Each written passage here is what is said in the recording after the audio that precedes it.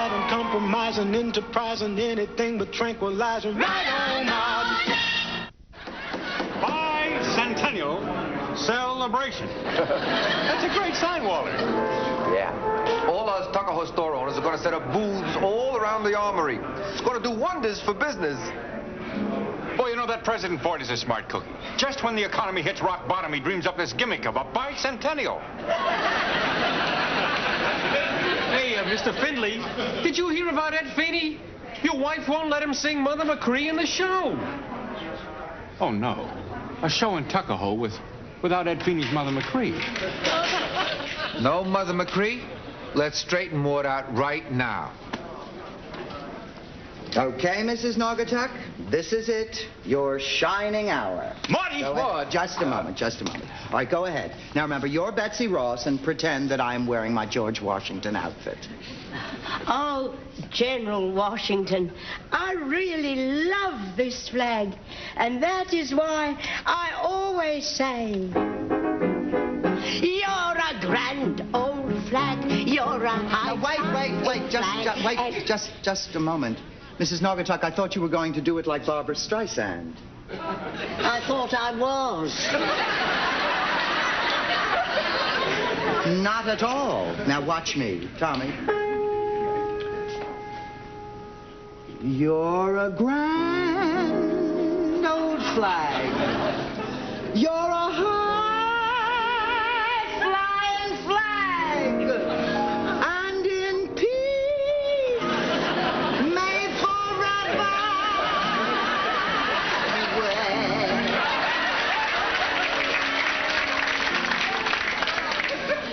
Now, have you got that? Yes, Mum, perfectly. Good. The number is out. What is it? Maude, we just heard that Ed Feeney isn't going to sing Mother McCree in the show. Now, you can't have a show in Tuckahoe without Ed Feeney singing Mother McCree. Marty, I insist you pencil in Ed Feeney. Arthur, every town in America is having a bicentennial celebration. Ours is going to be different. We are doing a tribute to women in the past 200 years and no men in the cast. Well, that's absurd, Marty. It's absurd. You can't show the history of this country without men. There were no important women. No important women, Arthur. How about Susan B. Anthony? Never heard of her. Dolly Bloomer? Who? Margaret Sanger? That doesn't ring a bell. Jane Addams? I never heard of her. Arthur, do the name Ruby Begonia strike a familiar? Maude, you cannot do a bicentennial show about women with just women in the cast. Who'd come to see it? Nobody. And if nobody comes, nobody will buy anything during their stay here. And lest you forget, Marty, let me remind you that the only reason you got permission to use this armory is because Colonel Reichert also happens to own the Foxhole Liquor Locker. He expects to make a big bundle selling booze. He's advertising the 50-cent shot heard round the world. Did it ever occur to you two that what we are celebrating is a bicentennial of American history?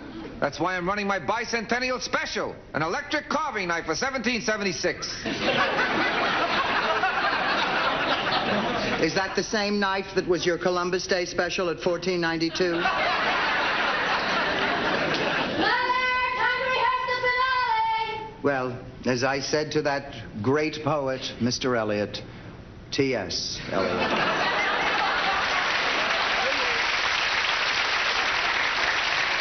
Finley. Yeah. Hello, Colonel. As you were. Now, what's this I hear about your wife doing a show with only women? I just heard about it myself. Well, now, I'll brook no such nonsense in my armory.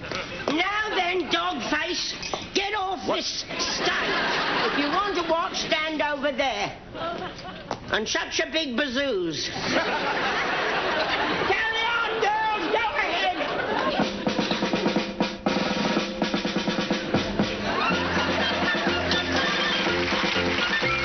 I'm woman, hear me roar. Numbers too big to ignore. And I know too much to go back and pretend. 'Cause I've heard it all before. And I've been down there on the floor. No one's ever gonna keep me down again. Dolly Madison, Martha Washington, Isadora Duncan, Eleanor Roosevelt, Carrie Nation, Fulbert up the Drunken, Betty Ford, Calamity Jane, Mae West, and Margaret Sanger, Claire, Luce, and Bella Abzo. That bell has some class. sisters, you're uncanny. Molly Brown and Margaret Mead and little orphan Nanny. Yes, they were wise, but it's wisdom born of pain. Yes, they paid the price, but look how much we gained. If we have to, we can do anything. We are strong, we are invincible. We are woman, we are woman, we are woman. And there's 100 million others like me.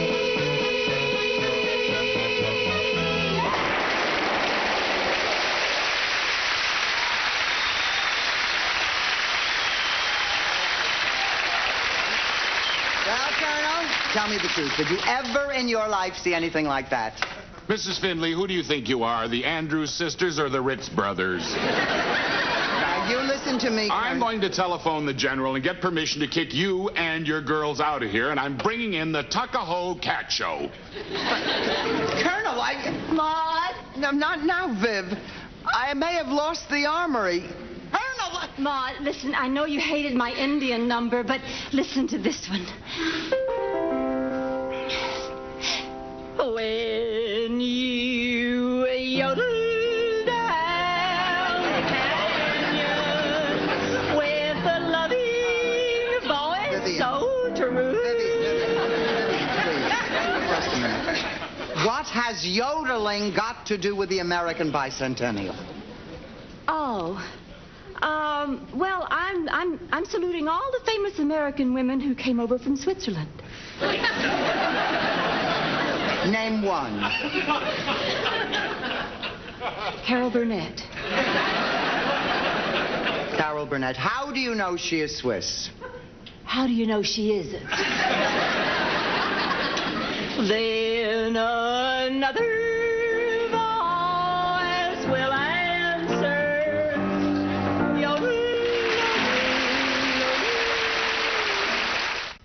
Well, here we are, suffering the sad lot of us women, while our men are out there fighting the enemy. But mark my words, the day will come when women will be equal with men. And when that day comes, the men won't be out there fighting alone. They'll be in here drinking with us. I'll drink to that. Not with champagne. It's the devil's brew. Let me tell you my tale.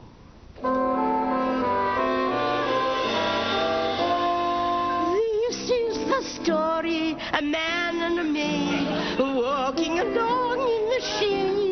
He is a marquis, the son of an earl, and she is a pure village maid.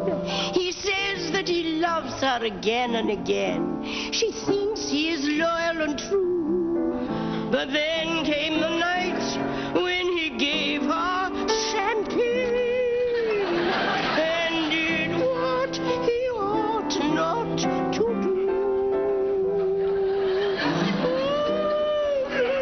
A glass of champagne, but it led a poor girl into sin. Of champagne, 'twas the door where the devil crept in. It's just an old story, it's always the same. Just like the poor moth, she went too near